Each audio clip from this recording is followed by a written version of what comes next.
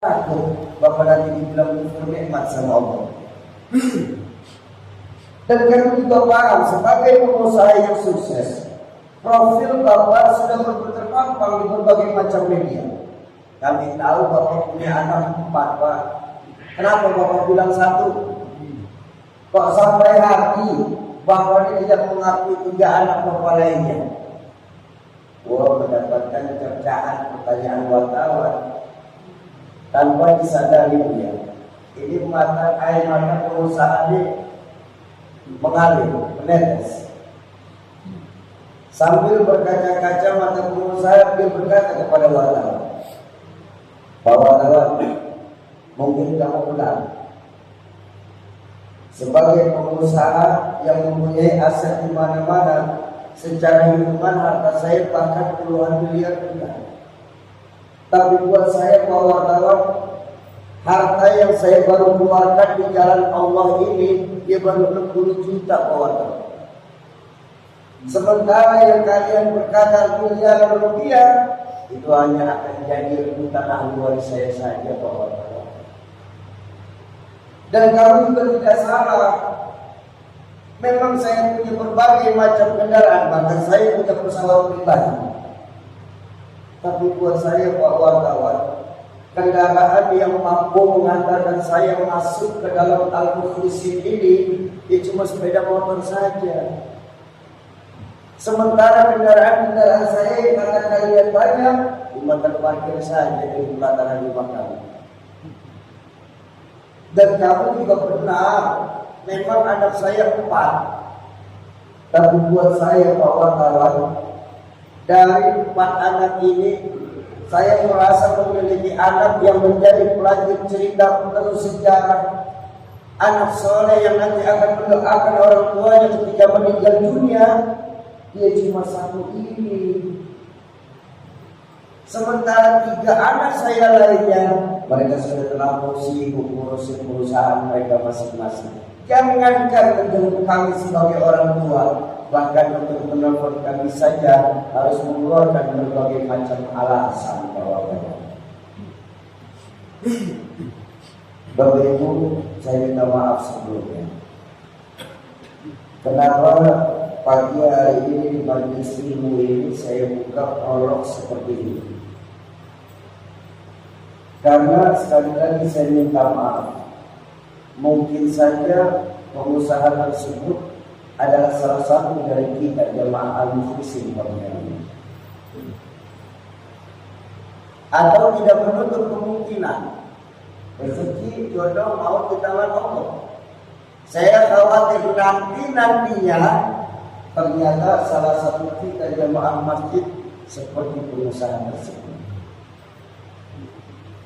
Kok begitu saudara? Dari sekian banyak nikmat-nikmat yang Allah berikan kepada kita, sudah berapa banyak nikmat yang kita kembalikan lagi di jalan Allah? Dari sekian banyak anak yang dititipkan kepada kita oleh Allah, diberikan dan diamanahkan oleh Allah, sudah berapa banyak anak-anak kita yang benar-benar kita didik secara agama? Bukankah baginda Nabi mengajarkan, "Idza mata ibnu Adam, inqata'a 'amaluhu illa 3." Kalau anak cucu Adam meninggal dunia, terputuslah semua amalnya kecuali 3 yang akan kembali. Apa? Ilmu yang manfaat, shadaqatan jariyah, wa waladun shalih. Ilmu yang bermanfaat, sedekah yang diterima, dan doa anak soleh yang mendoakan orang tuanya ketika meninggal dunia. Doa anak soleh sudah begitu. Tidak, jangan sampai lupa. Al-Quran sendiri mengingatkan kepada kita, "Qu anfusakum wa ahlikum nar." Jagalah dirimu, jagalah keluargamu, jagalah orang-orang yang menjadi tanggung jawabmu dari api neraka. Menyia-nyiakan anak sama saja menyia-nyiakan anak. Bersikap masa bodoh sampai juga berkhianat. Menyia-nyiakan amanah sama saja berkhianat. Khianat salah satu dosa besar di hadapan Allah. Jadi makanya ya tahun 1445 kita kembalikan lagi Pak nilai-nilai beriman kita kepada Allah. Muharram adalah momentum yang paling pas untuk mengembalikan lagi nilai-nilai keimanan kepada Allah. Kan memang sangat kita rasakan bahwa akibat urusan kita akan dunia sekarang ini tingkat keimanan kita kepada Allah mulai lentur dan luntur. Padahal kita lupa dalam Al-Quran ditegaskan kullu man 'alaiha fan wa yabqa wajhu rabbika dzul jalali wal ikram. Semuanya hanya kepada Allah. Harta, tanah, istri, anak, kendaraan, rumah, kebun, ini hanya fana.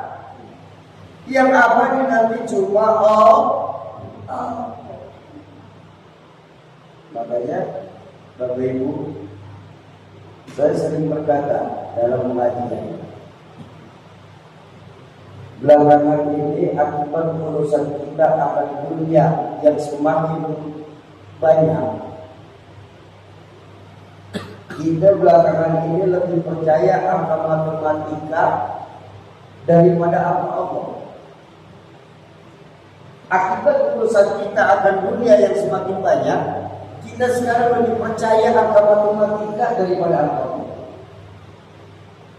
Padahal dua angka ini sifatnya bertolak belakang satu sama lain. Angka matematika bersifat mutlak dan tidak bisa ditawar, betul.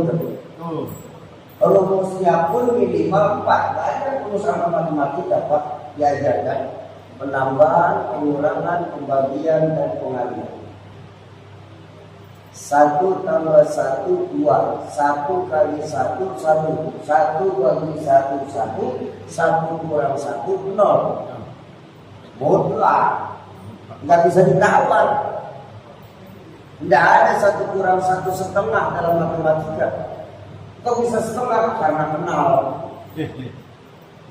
Matematika tidak peduli mau kenal atau tidak. 1 kurang 1 0. Kenapa? Sifatnya mutlak. Tapi kalau kita bertemu dengan angka Allah itu angka ajaib Pak. Rumusnya pun cuma 2 angka Allah itu, pengurangan dan pembagian. Tapi hasilnya ajaib. Contoh, 1 kurang 1 buat Allah 10. Ajaib itu. Dari mana sumber janji Allah dalam Al-Quran? Apa? Man jaa bil hasanat falahu asyru amsalihha. Siapa yang berbuat satu kebaikan, sungguh Allah akan balas dengan 10 kali lipat. 1 per kali 10. Ada teman saya tanya begitu. Teman saya nanya, Sauki, ada apa Pak? Ternyata Allah itu kita bahasa. Jadi saya bilang, kok bisa-bisanya Pak berkata Allah di kita bahasa? Itu cuma dibalas 10. Katanya Allah Maha Kaya, tapi kamu balasnya cuma 10 saja. Oh, soal ayat ini Pak, Allah Maha mengetahui kadar keimanan kita makhluknya sendiri. Ini ayat ini menjelaskan betapa Allah mengetahui kadar keimanan kita di tahun kelapa ini. Model keimanan kita rata-rata keimanan model pedagang. Tahu pedagang? Kalau mengeluarkan apa-apa kita punya pikiran kali-kali aja untung. Itu model itu. Gak percaya nih saya tanya. Buat orang lagi. Ketika hari Jumat, orang lagi yang beragama Islam di talang belakang pada sholat Jumat. Sholat apa tidak? Sholat, yang sholat. Ya benar kan? Ya sholat. Yang tidak membulas sholat. Baik, masuklah kita ke al-muhsin. Biasanya kalau di Jakarta, ini cara Jakarta, Pak. Sebelum khotib naik ke mimbar, ada kotak selawat lewat. Sama nggak di sini? Oh, alhamdulillah kalau sama, lebih enak. Bapak Ibu, ketika kotak selawat menghampiri kita, kita sadar bahwa di kantong baju kita tuh kita punya uang 100.000, 50.000, 20, 10, 5.000, 2.000. Berapa yang kita masukin ke al-mukhlisin? Nah, ya sudah segitu saja. Nggak usah lama-lama kan.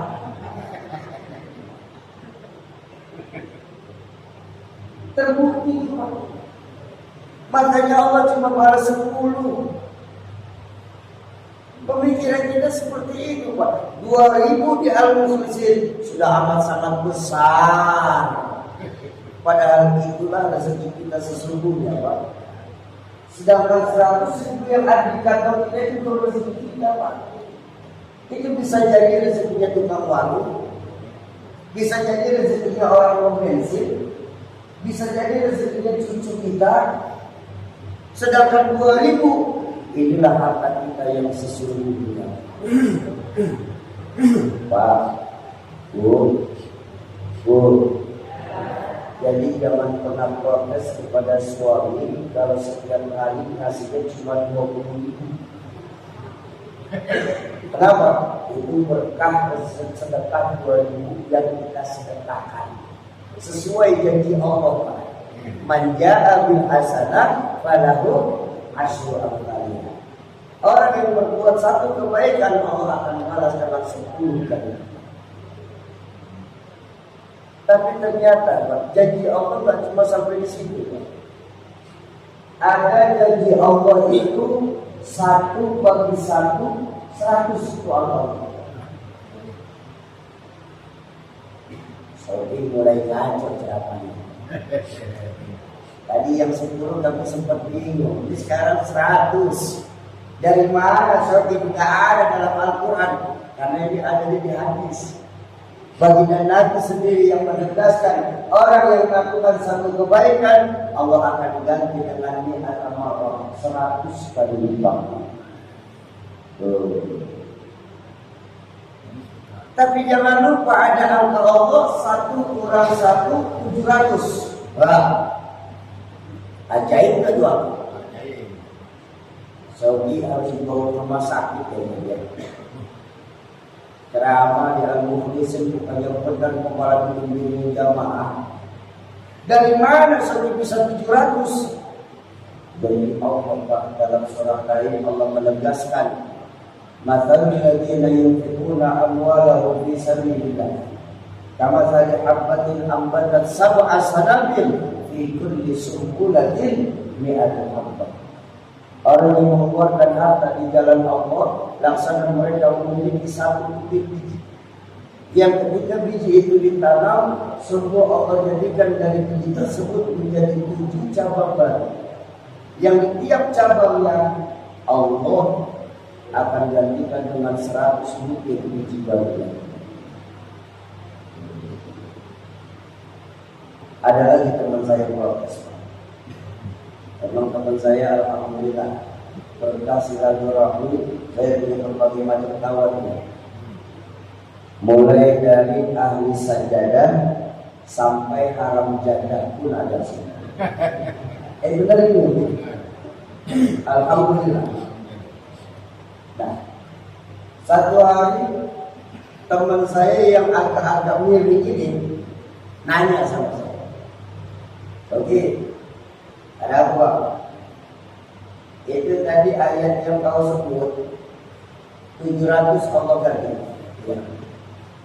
Pasti apa tidak? Oh, Allah maha menepati janji, langsung. Ya sudah. Cuma pertanyaan saya seperti, apakah 700 yang Allah ganti ini secara tunai atau dicicil?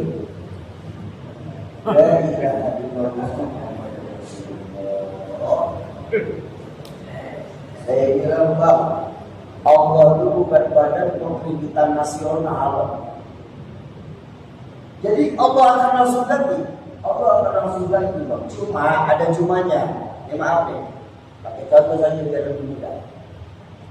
Bapak Ibu, di tangan saya ada sebuah botol. Anggap diri kita botol ini. Anggap diri kita masih botol ini. Kalau diri kita masih botol, jangan pernah meminta rezeki sebanyak ini. Karena nggak akan Allah kasih. Allah itu memberikan apa yang kita butuhkan, bukan yang kita minta. Selama diri kita masih botol, nggak akan pernah Allah kasih. Lihat, sifat Allah itu innallaha la yuhibbul mubadzirin. Allah itu nggak senang dengan orang-orang yang bersifat mubazir, menyia-nyiakan. Kalau Allah yang sudah tidak senang sama orang yang mubazir, masa iya sih Allah itu mubazirkan, Pak? Betul kan? Ini kan analogi simpel, analogi sederhana. Lalu Syogi, bagaimana caranya Syogi supaya kita bisa punya rezeki sebanyak ini? Nah, caranya sebenarnya mudah, Pak. Bagaimana? Perbesar dulu media diri kita dari yang hanya botol, jadikan diri kita menjadi ember. Caranya bagaimana Syafi? Caranya mudah, Pak.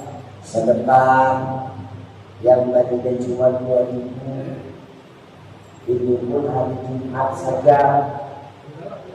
Baiklah, iya kan? Kita sedekah 2.000 hari Jumat. Doa pengen masuk surga. Surga mana 2.000?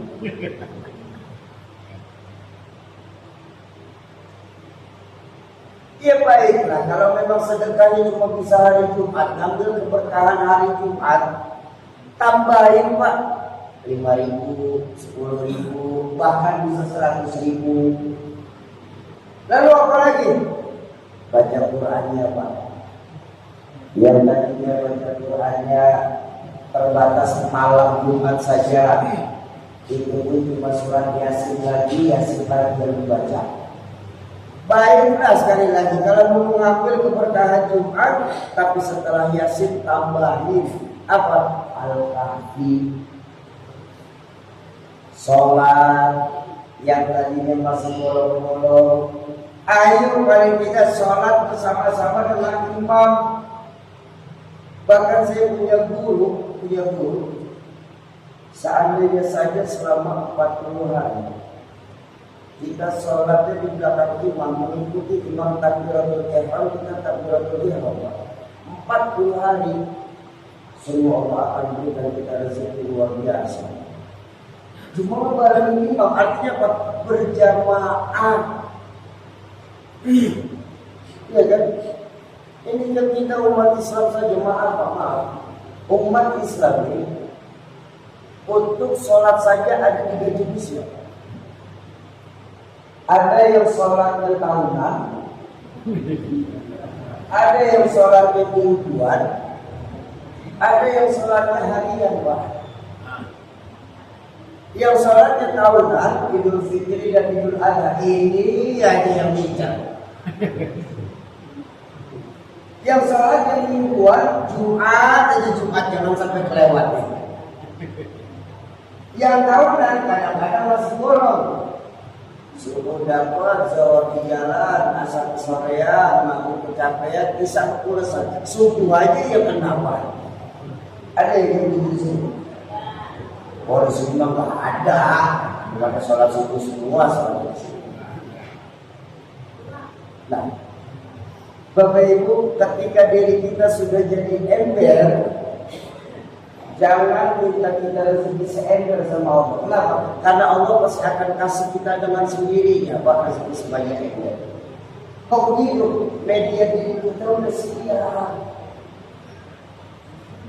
Malahan. Saya punya orang tua, orang Batak Abdul, di NZ.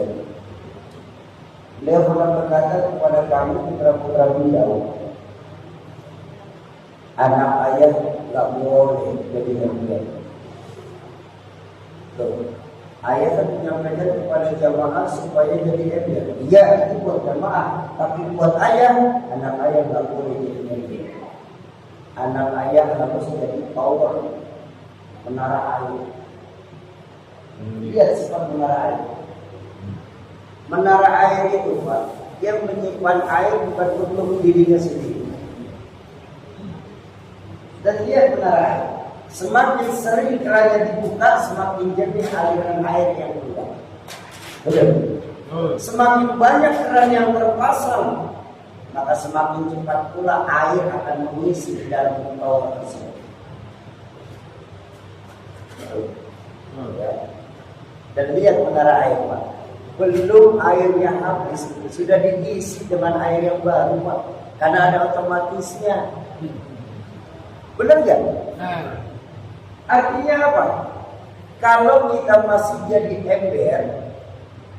ember nggak akan bisa mengisi dirinya dengan otomatis. Harus ada bantuan orang. Dan jangan sampai di harta kita ada hak orang lain yang bisa wajib kita keluarkan. Satu kurang satu dihilang. Tapi ada angka Allah itu 1 bagi 1 1000. Dari mana Saudi? Dari Sayyidina Utsman bin Affan. Di mana keyakinannya sama Allah, satu kebaikan Allah akan balas dengan 1000 kali lipat. Makanya sebenarnya Bang, ilmu Allah itu sangat mudah, cuma kita yang bikin sulit. Atau ada juga justru kadang mudah, jadinya kita gampang-gampangin. Ilmu Allah itu mudah. Ana inna mazalli abdi. Aku bagaimana sangkaan hambaku. Kalau hambaku berkata sedekah dibalas 10, maka aku akan kasih 10. Hambaku berkata aku balas 100, Allah akan azab dengan 100. Lihat Sayyidina Utsman. Keyakinannya kepada Allah, satu kebaikan Allah ganti 1000 marrah, 1000 kali lipat. Maka dia lihat sejarah Sayyidina Utsman bin Affan radhiyallahu anhu. Tidak ada sejarahnya seorang yang bernama Sayyidina Utsman bin Affan mengalami kekurangan secara harta. Yang terjadi, silakan Bapak Ibu buka dalam internet nanti lima. Ada sebuah rekening bank kerajaan Saudi Arabia atas nama Utsman bin Affan. Yang dari rekening ini sudah dibangun ribuan masjid, ratusan sekolahan, puluhan rumah sakit Islam skala internasional. Semuanya gratis untuk masyarakat Islam di sana. Tapi hartanya yang masih tercatat di rekening tersebut, ini 6 tahun yang lalu saja, kurang lebih 2.000 triliun rupiah. Jasadnya sudah terkalang tanah hampir 15 abad yang lalu, Pak. Tapi hartanya Allah jaga, bahkan Allah tambah. Supaya apa? Supaya kita bisa mengambil pelajaran bahwa tidak akan pernah merugi orang yang mengeluarkan harta di jalan Allah Subhanahu wa ta'ala.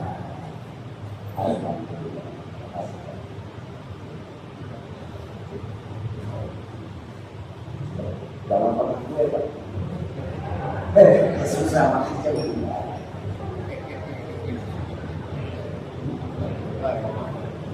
Dan makanya Bapak Ibu mengambil keberkahan majelis ilmu dan sholat subuh berjamaah ini, kami dari Yayasan Kampung Zikir Madani ingin mengajak Bapak Ibu kedatangan kami pagi hari ini di Masjid Al-Mukhlisin kepada orang-orang yang ikhlas ini membawakan proposal investasi dunia akhirat yang paling menguntungkan. Bahkan kalau seperti makanya dulu.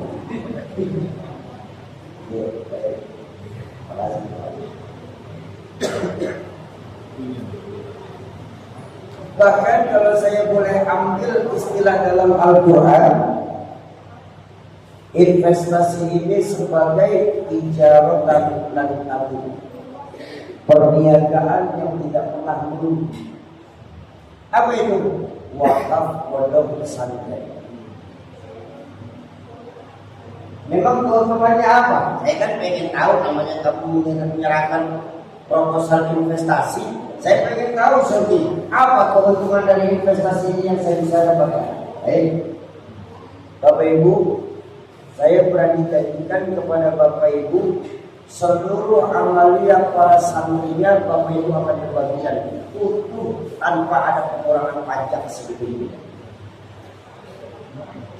Santri sholat berjamaah mungkin kita sholat berjamaahnya masih lihat waktu, belum 5 waktu. Tapi ketahuilah ketika nanti di yaumul mahsyar, Bapak Ibu akan mendapatkan rekening tambahan sholat berjamaah. Kenapa? Santri kita sholat berjamaah di bawah. Di usia kita Bu, sekarang ini untuk menghafal Quran kan bukan sesuatu yang mudah. Betul ya? Tapi ketahuilah Pak, ketika santri-santrinya selesai menghafalkan Quran, Bapak Ibu nanti di yaumul mahsyar jangan kaget kalau akan didatangi 2 orang malaikat membawakan mahkota dari cahaya yang terang. Kenapa? Karena Bapak Ibu sudah berikut menjadi keluarga Allah. Siapa keluarga Allah? Mereka yang mampu menghafal dan menjaga hafalannya. Jadi kok kayak dong itu seperti apa itu benar? Kamu bisa ngomong kayak gini dari mana? Karena ada yang menjanjikan juga Pak. Siapa yang menjanjikan saya? Baginda Rasulullah SAW. Dalam hadis baginda Nabi menjanjikan kepada saya, sungguh orang yang melakukan kebaikan, sungguh orang yang membantu orang lain dalam melakukan kebaikan, pahalanya itu sama seperti orang yang melakukan kebaikan itu sendiri. Oh, ya sudah. Ya sudah Syauki. Insya Allah kami mau ikut Syauki. Bisa.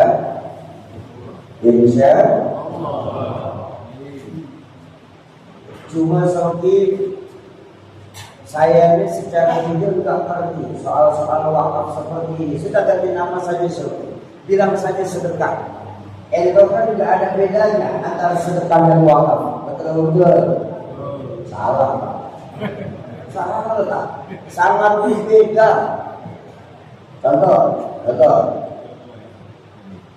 Bapak Ibu sedekah dititipkan di Al-Qudsi 1 juta rupiah. Oleh pengurus masjid diberikan tambahan karpet, diberikan tambahan kipas. Pahalanya berjalan dan pahalanya sama Pak. Apapun yang jamaah lakukan di dalam masjid Bapak Ibu bagi pahala. Tapi kalau investasi bicara soal ekonomi, nilai ekonomi pahala sedekah ini hanya berjalan ketika barangnya terpakai. Kalau sudah tidak terpakai lagi, mungkin karena rusak atau mungkin karena lapuk dimakan usia, pahalanya pun bisa bersih. Makanya maaf, saya minta maaf. Bapak Ibu belum pernah lihat apa tidak? Ketika pengurus lagi renovasi surau atau masjid, ada pengurus yang lagi munculin paku yang bengkok biar lurus lagi dari sebar lagi. Pernah lihat apa enggak? Kita masih kecil biasanya, masih remaja masih kecil. Pernah lihat?